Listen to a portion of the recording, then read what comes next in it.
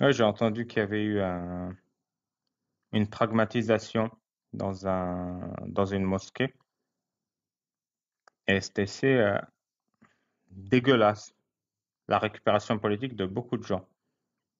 Donc ce pauvre R, d'après le récit, apprenait à quelqu'un qui lui a demandé de faire la prière comment se prosterner, et pendant qu'il était prosterné, il s'est pris, je crois, 50 coups de couteau, si c'est ça. Et du coup, il y a plein de gens qui ont gueulé comment le climat d'islamophobie ambiant a poussé à cette pragmatisation d'un étranger sur un étranger. Alors déjà, j'ai trouvé ça très dégueulasse d'instrumentaliser le meurtre de ce pauvre monsieur pour ses desseins politiques. Ensuite, climat d'islamophobie ambiant. En fait, il y a un sujet que déjà, il faut que je définisse deux, trois trucs.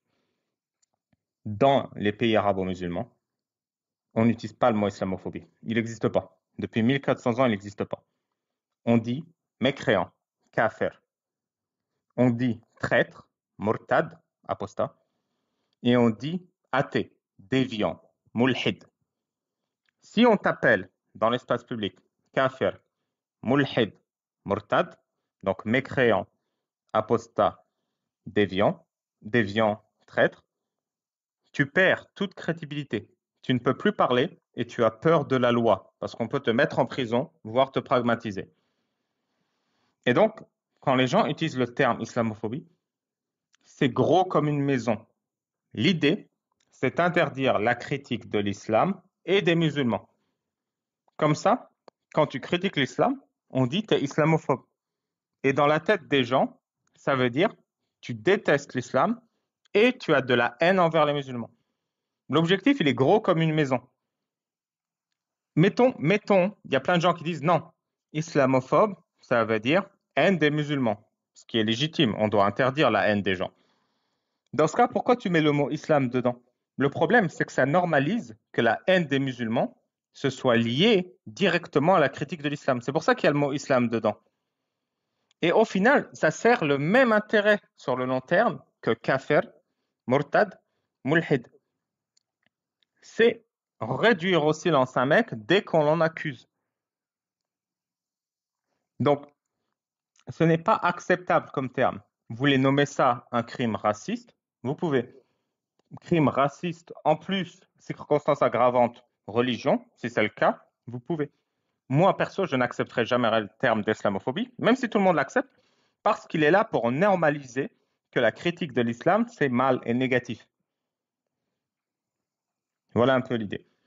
Ce monsieur a été assassiné, et il y a plein de gens qui ont dit Retailleau, démission, parce qu'il a créé un climat islamophobe dans lequel ce genre de meurtres sont facilités. Et là, je suis obligé de dire, ah désolé Casus, je te fais remonter, j'ai oublié si tu étais là ou pas, parce que peut-être tu vas réagir. Et là, j'ai envie de dire, c'est très grave ce Ça que me ces fait gens un grand disent. front, j'étais comme ça. J'ai un front Pourquoi? Alice Cordier. Merci.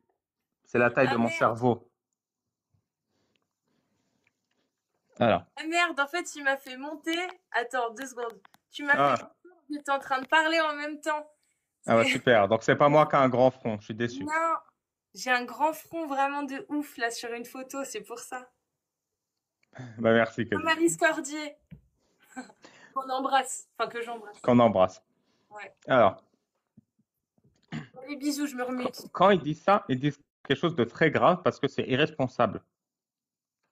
Quand il y a eu le Bataclan, quand il y a eu Samuel Paty, quand il y a eu Charlie Hebdo, ces gens-là ne sont pas montés au front pour dire ces gens sont morts parce qu'il y a un climat mécréanophobe. Ils l'ont pas fait. Pourtant, c'est la même mécanique. Un homme est mort. Autant l'instrumentaliser pour dire qu'il y a un climat. Et pourquoi ils l'ont pas fait? Et ça, c'est un point très important que je pense que vous avez jamais entendu. C'est que l'islam, c'est pas une fabrique à terreau. C'est très très inefficace l'islam pour fabriquer des terreaux. C'est pas non plus une fabrique à tyrans. C'est très inefficace pour fabriquer des tyrans. La fonctionnalité principale de l'islam, c'est de fabriquer des individus qui sont sereins, voire passifs, voire inactif, face à un acte de terreau ou un acte de tyrannie. C'est pour ça que tu as des pays musulmans avec des actes terreaux et avec des tyrans. Il n'y a pas un seul pays musulman qui ait une démocratie douce à vivre. C'est toutes des dictatures mafieuses injustes. Et donc, quand il y a eu Bataclan, les musulmans ne sont pas montés au créneau pour faire un câlin à Jean-Luc Mélenchon et dire on ne se sent plus en sécurité. Quand il y a eu Samuel Paty, les musulmans n'ont pas fait des manifestations dans toute la France pour dire on ne se sent plus en sécurité. Parce que même face à un acte terreau, parce qu'il a été fait au nom d'Allah, l'islam a fait de toi un civil qui est incapable de réagir face à un acte horrible. Que ce soit le mariage d'un enfant, que ce soit la torture sur l'espace public des fornicateurs ou des voleurs, que ce soit un acte terreau pour venger Allah et l'honneur du prophète qui a été caricaturé, tu deviens complètement inerte et passif face à cette violence.